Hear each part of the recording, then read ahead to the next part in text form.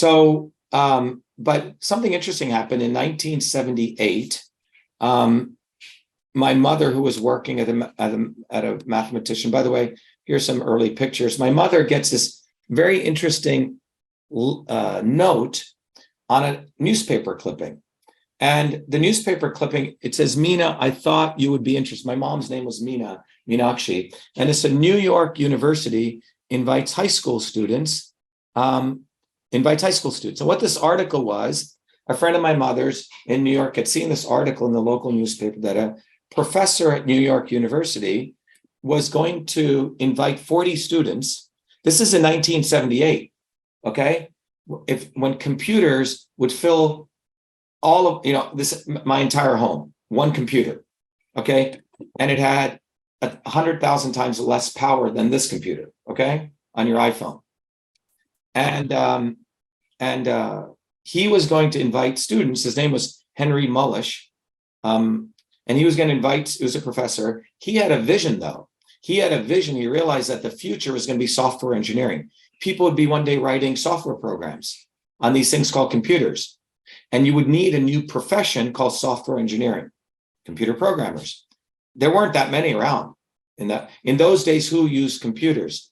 Who used computers were old white men with lab coats working as physicists, typically in universities. And they would have to write code to program these computers, and very, very complicated code. But Professor Mullish wanted to educate the next generation of computer programmers. So he invited 40 students to participate. Now, it was a very competitive process. Out of the entire United States, 40 students were going to get selected. And your age had to be minimum 16 years old, right? I was 14 at the time, but anyway, people asked me to apply for it. And anyway, I was one of the 40 students, fortunately, to get accepted. Now, if you've been so New York is a very big city here. New Jersey is a very small town. So in order to go from New Jersey to New York, you need to catch a train, okay? And the train went from Newark, which was a very crime-ridden place. But my mom would drive me in there at 6 a.m. and I would take the train to Newark, okay? And there's actually the trains. You have to go from New York, and I'd go to NYU, okay?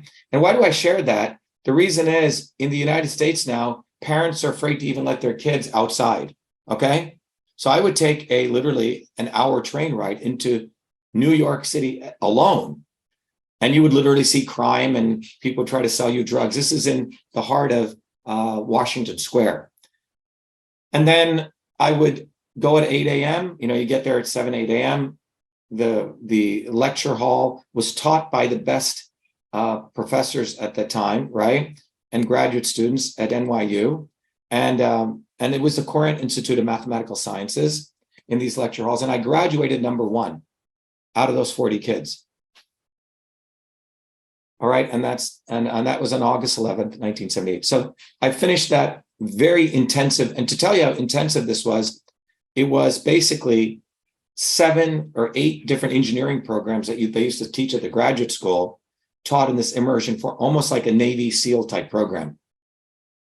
Graduated number 1 in that. And then now I have to go back to high school, because remember, I'm still in high school.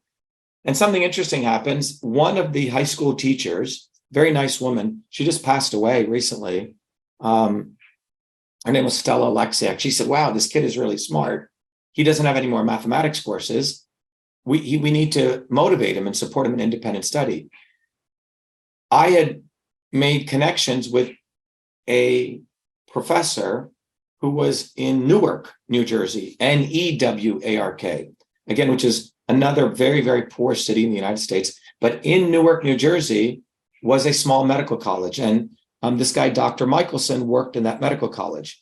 And Dr. Michelson invited me to become part of their staff, because he saw I had passed this course, I had got number 1, and I was given the opportunity to become a research fellow at what is now known as Rutgers Medical School. So here's the medical school, and it's in the heart of Newark, New Jersey.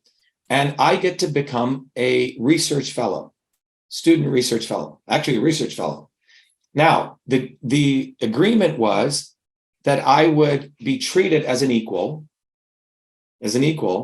but who were everyone around me was either 30, 40, 50 years older than me.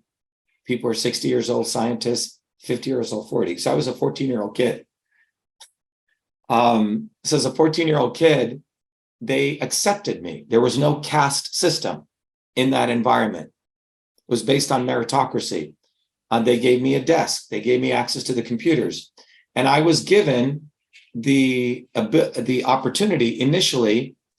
This was a medical school. Remember, I had a deep interest in medicine and obviously systems. And I was given the opportunity to do medical research. There's a very interesting disease called SIDS, sudden infant death syndrome, where babies die in their sleep suddenly.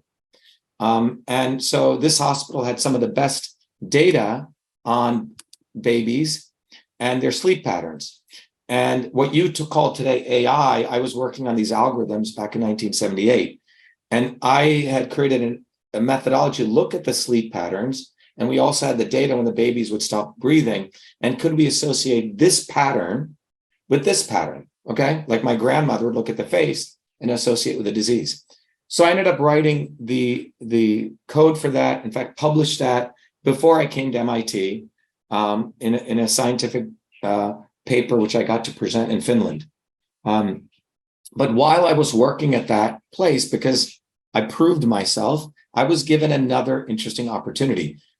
Some of you, if you're over the age of 40, will remember that the way that organizations ran, like this hospital or this office, was the inter-office mail system, a system. The secretary, by the way, every office, so if you're a woman on this call today, in 1978, women only could do 4 jobs: housewife, teacher, secretary, or nurse, right? Women's roles were very, very limited. In this hospital, every office had a woman who was a secretary. And as a secretary, the woman on her desktop, physical desktop, had the inbox, the outbox, paper clip. She would write something called a memo. Okay, so that's her desktop. She had folders, right? She had paper clips to do attachments, all right? And this was a memo. The memo had a very particular structure. To, from, CC meant literally carbon paper. So if I was writing a letter to the principal from this woman, I could CC it to my boss, right? BCC it, blind carbon copy. And all of this was typed up, physical paper. And this would get put into an envelope and sent around into these pneumatic tubes, all right? This was the inter-office mail system. Inbox, outbox, folders, memo, the entire system. Everyone understand what I'm saying? And this is how people communicated.